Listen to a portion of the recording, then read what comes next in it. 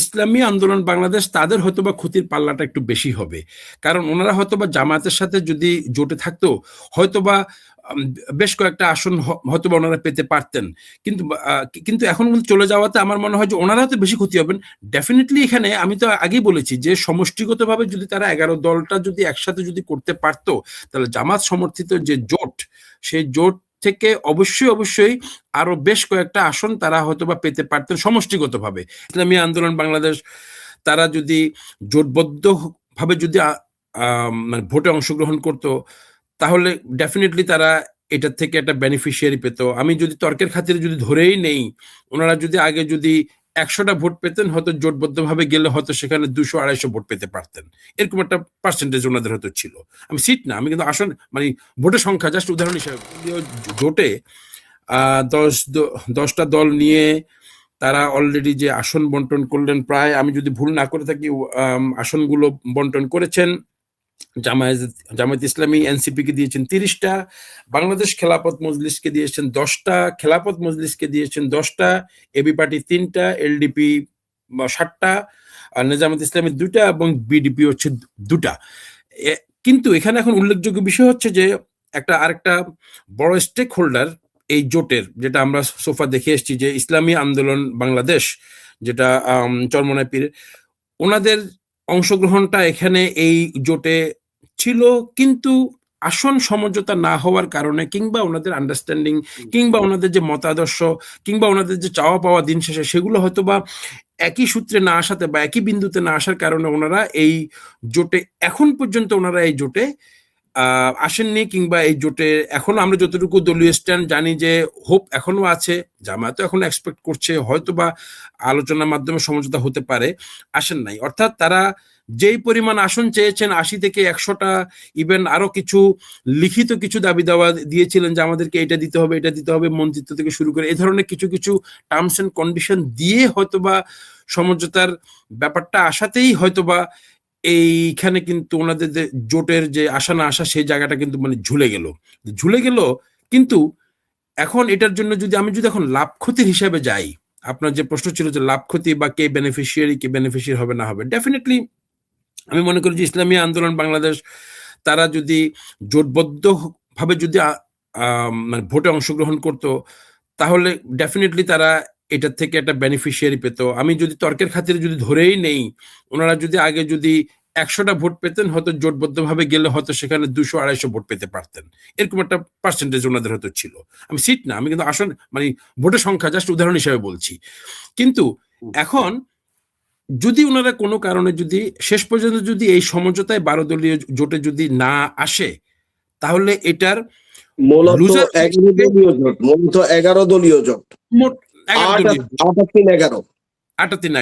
আচ্ছা, 11 দলীয় জোট। তো 11 দলীয় জোটের ভিতরে যদি ইসলামী আন্দোলন বাংলাদেশ যদি না আসে, ধন্যবাদ ভাই মোশাররফ ভাই, তো যদি না আসে, তাহলে ডেফিনেটলি এই জোট যারা এখন জোটে আছেন তারা অবশ্যই ক্ষতিগ্রস্ত হবেন ইন টার্মস অফ, তারা কয়েকটা আসনে তাদের হয়তো আসনটা পাওয়া থেকে তারা বঞ্চিত হবেন। কিন্তু আমি মনে করি যে আমার যে স্টেটমেন্ট বা আমার যে ক্যালকুলেশন, সেটাতে আমার মনে হয় এটাতে সবচাইতে বেনিফিশিয়ারি হবে বিএনপি এবং তার যেই জোট তারা। কারণ যেই আসনগুলোতে হয়তোবা জামায়াত সহ তাদের এই 11 দলীয় জোটের তারা যে মানে প্রার্থী এবং ভোট তাদের পাওয়ার যে সম্ভাবনা ছিল, এখন কিন্তু সেখানে কিন্তু সেই ভোটগুলো ডিভাইড যেতে হয়ে যাবে। সুতরাং জামাতের জোটের যে প্রার্থী তিনি এবং ইসলামী আন্দোলন বাংলাদেশ তাদের প্রার্থী, দুই প্রার্থীর মধ্যে কিন্তু ভোটটা যখন ডিভাইড হয়ে যাবে, ডেফিনেটলি মাঝখান দিয়ে কিন্তু বিএনপি দলীয় জোটের যিনি প্রার্থী থাকবেন ওই সমস্ত আসনে, তারা কিন্তু এইটার সবচেয়ে বড় বেনিফিশিয়ারি হয়ে যাবেন। অর্থাৎ এক্ষেত্রে কিন্তু এখানকার জোটটা কিন্তু না হওয়ার কারণেই আমি মনে করি যে সরাসরি এটা বিএনপি বা অন্য তাদের জোটের যে সমস্ত শরিকের যে সমস্ত প্রার্থীরা থাকবেন, তারা হয়তো বা এইখানে এই ভোট ভাগ হয়ে যাওয়ার বেনিফিট হয়তো সরাসরি তারা পাবেন। এই জিনিসটা একদম মানে খুবই পরিষ্কার। এখানে যদি না আসেন, তাহলে ইসলামী আন্দোলন বাংলাদেশ তারা দল হিসেবে তারা ক্ষতিগ্রস্ত হবেন। হ্যাঁ, এখন আপনি হয়তো বলতে পারেন, প্রশ্ন আসতে পারে তাদের পক্ষ থেকে তারা এই জোটে না আসার যে কারণ তারা ব্যাখ্যা করেছে, সেখানে কয়েকটা কারণ ছিল যে ওনাদের যে চাওয়া বা ওনাদের যে মতবাদ বা ওনাদের যে আদর্শ, তার সাথে জামায়াতের কিছু কন্ট্রাডিক্টরি আছে, কিছু চাওয়া পাওয়ার জায়গা আছে। ওনারা যেই শরিয়া মোতাবেক চান, দেশ চালাতে চান, যেটা হয়তো বা জামাত অনেকটা পশ্চিমা দেশের ডিপ্লোম্যাটিক ওয়েতে তারা কিন্তু একটা, অর্থাৎ একটা মডার্নাইজেশন তারা ওয়েতে কিন্তু তারা কিন্তু রাষ্ট্র গঠন করতে চান, যেটা হয়তো বা চরমনাই পীর বা ইসলামী আন্দোলন বাংলাদেশের সাথে কিন্তু তাদের চাওয়া পাওয়ার সাথে কিংবা তাদের আলটিমেট যে মতাদর্শ সেটার সাথে কিন্তু ম্যাচ করছে না। এই ম্যাচ না করার কারণেই, সেটাও একটা কারণ।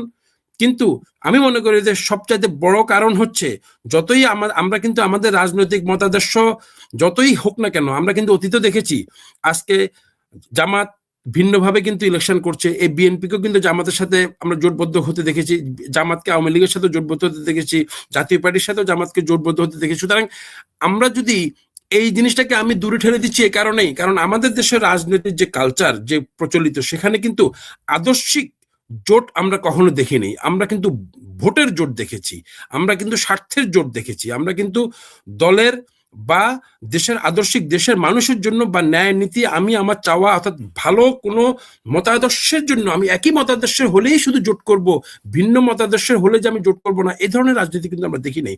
সুতরাং আমি ওনাদের এই মতাদর্শ মিলছে না, এটাকে উনি হয়তো বা কারণ হিসেবে দাঁড় করাতে পারেন ইসলামী আন্দোলন বাংলাদেশ, বাট এই আদর্শ কিন্তু আমাদের রাজনৈতিক কালচারে বা আমাদের প্র্যাকটিসে কিন্তু আসে না।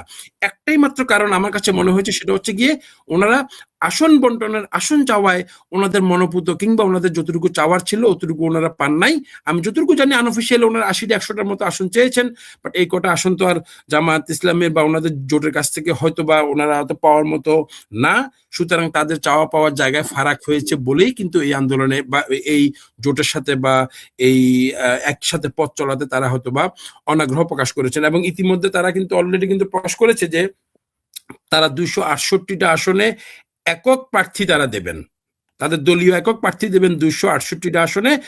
বাকি যে আসনগুলো আছে সেগুলো তো তারা হয়তো বা কারোর সাথে যোগ্য প্রার্থী যদি মনে করেন যে আছে, তারা হয়তো প্রার্থী দেবেন। অর্থাৎ আনঅফিসিয়ালি তারা মোটামুটি 300টা আসনেই মানে তারা প্রার্থী দেবেন, এরকমও তাদের কাছ থেকে অলরেডি স্টেটমেন্টটা এসেছে। সুতরাং এই স্টেটমেন্টের মাধ্যমে হয়তোবা আমরা ভাবতে পারি, যেহেতু খুব বেশি সময় আর নাই, হয়তোবা এই জোটে ইসলামী আন্দোলন বাংলাদেশ তারা হয়তো আর যাবেন না, জামায়াতকে সহ বাকি যে 10 দল আছে তাদেরকেই হয়তো এই জোট নিয়ে ক্যারি ফরওয়ার্ড করতে হবে।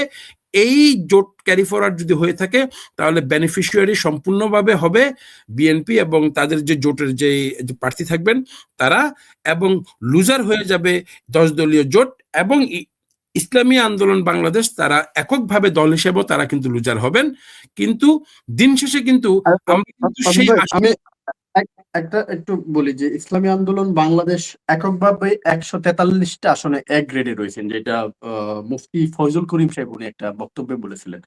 ইসলামী আন্দোলন যেহেতু জামাতের জোটে নেই, এখানে আসলে জামাতের কতটুকু ক্ষতি হবে, যেহেতু ওনারাই দাবি করছেন ওনারা 100-র উপরে আসনে ফেভারিট রয়েছেন, তো এখানে কি আসলে জামাত ইসলামী আন্দোলনকে ছেড়ে দিয়ে সবচেয়ে ভুল করেছে, না, ইসলামী আন্দোলন চলে যাওয়াটা ভুল করেছে জামাত জোট থেকে? না, আমি মনে করি যে ক্ষতির পাল্লাটা আমার মনে হয় ইসলামী আন্দোলন বাংলাদেশ তাদের হয়তোবা ক্ষতির পাল্লাটা একটু বেশি হবে, কারণ ওনারা হয়তোবা জামাতের সাথে যদি জোটে থাকতো হয়তোবা বেশ কয়েকটা আসন হয়তোবা ওনারা পেতে পারতেন। কিন্তু এখন চলে যাওয়াতে আমার মনে হয় যে ওনারা হয়তো বেশি ক্ষতি হবেন।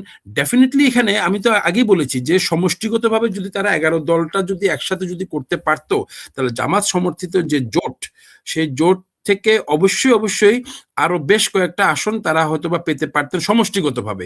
এখন যেহেতু আলাদা হয়ে গিয়েছে, সুতরাং এখানে জামাত এবং বাকি যেই দলগুলো আছে, 10টা দল, জামাত সহ যে 10টা দল আছে, তারা হয়তোবা কাভার আপ করতে পারবে, কিন্তু এককভাবে ইসলামী আন্দোলন বাংলাদেশ তারা কতটুকু কাভার আপ করতে পারবে এই জায়গাটাতে, সেখানেই হয়তোবা তারা হয়তো একটু পেছায় থাকবে। বেনিফিট লুজার দুই পার্টি হবে, বাট সামহাও হয়তোবা জামাত যদি কিছুটা হলেও যদি কাভার আপ করতে পারে, ইসলামী আন্দোলন বাংলাদেশ আমার মনে হয় জামাতের সমপরিমাণ হয়তোবা কাভার আপ করতে পারবে না। এক্ষেত্রে কিন্তু মানে অর্থাৎ লসের পাল্লাটা কিন্তু আমার মনে হয় দল হিসেবে ইসলামী আন্দোলন বাংলাদেশ তাদেরই বেশি হবে। বাট এখানে 10 দলের জামাত নেতৃত্ব 10 দলীয় জোটের তাদেরও কিন্তু একটা লুজিং বা একটা ক্ষতি হওয়ার কিংবা তাদের যে আরো কিছু সম্ভাব্য আসন পাওয়ার যেটা সুযোগ ছিল সেই সুযোগ, কারণ চরমোনাই ইসলামী আন্দোলন বাংলাদেশ তাদেরও কিন্তু একটা যথেষ্ট ভালো একটা ভোট ব্যাংক আছে। সুতরাং এই ভোট ব্যাংকগুলো যদি 10 দলীয় জোট সহ যদি 11 দল জোট যদি হতো তাহলে ডেফিনেটলি এটা তাদের জন্য একটা অ্যাডেড অ্যাডভান্টেজ হতো।